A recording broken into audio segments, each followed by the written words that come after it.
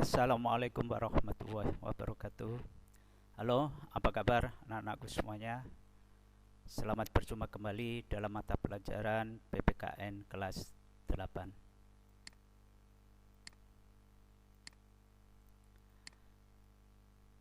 Materi yang kita pelajari adalah bab 1, memahami kedudukan dan fungsi Pancasila.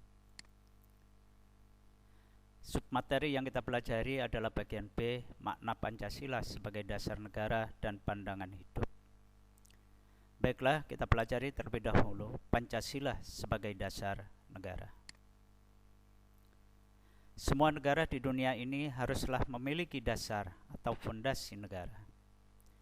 Fondasi tersebut berupa ciri, cita-cita, acuan, dan tujuan yang akan dicapai suatu negara, yang tentunya berbeda dari negara yang lain. Para pendiri negara Republik Indonesia sudah dengan jelas menyatakan bahwa bangsa Indonesia membutuhkan sebuah dasar bagi penyelenggaraan negara. Dasar tersebut dijadikan tujuan, cita-cita, dan acuan yang ingin dicapai atau disebut dengan pandangan hidup bangsa Indonesia. Latar belakang Pancasila sebagai dasar negara tidak dapat dilepaskan dari sejarah perjuangan bangsa Indonesia dalam mencapai cita-cita kemerdekaan bangsa. Sejarah perjuangan bangsa Indonesia mencapai kemerdekaan berlangsung selama berabad-abad. Dalam pembukaan Undang-Undang Dasar Negara Republik Indonesia tahun 1945 alinea keempat, terdapat rumusan Pancasila sebagai dasar negara Indonesia. Pancasila disebut juga sebagai dasar falsafah negara atau filosofis Grundslick dan ideologi negara statit. Dalam hal ini Pancasila berfungsi sebagai dasar mengatur penyelenggaraan pemerintahan negara. Pengertian Pancasila sebagai dasar negara itu dinyatakan secara jelas dalam pembukaan Undang-Undang Negara Republik Indonesia tahun 1945 yang berbunyi, maka disusunlah kemerdekaan kebangsaan Indonesia itu dalam suatu Undang-Undang Dasar Negara Indonesia yang terbentuk dalam suatu susunan negara Indonesia yang berkedaulatan rakyat dengan berdasar kepada rumusan Pancasila yang terdapat dalam alinea keempat pembukaan Undang-Undang Dasar Negara Republik Indonesia tahun 1945 secara yuridis konstitusional sah, berlaku, dan mengikat seluruh lembaga negara, lembaga masyarakat, dan setiap warga negara tanpa kecuali.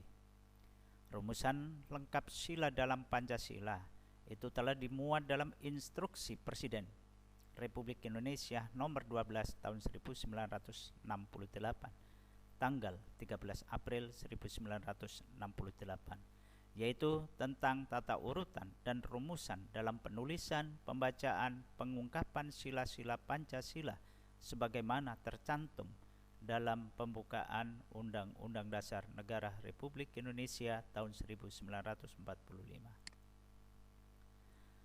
Peneguhan Pancasila sebagai dasar negara sebagaimana terdapat pada 1.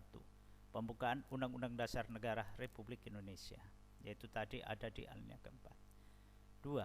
Terdapat dalam ketetapan MPR nomor 18 garis miring MPR garis miring 1998 tentang pencabutan ketetapan MPR nomor 2 garis miring MPR 1978 tentang pedoman penghayatan dan pengamalan Pancasila atau Eka Prasetya Pancakarsa dan penetapan tentang penegasan Pancasila sebagai dasar negara. Selain itu juga ditegaskan dalam Undang-Undang Nomor 12 Tahun 2011 tentang pembentukan peraturan perundang-undangan bahwa Pancasila merupakan sumber dari segala sumber hukum negara.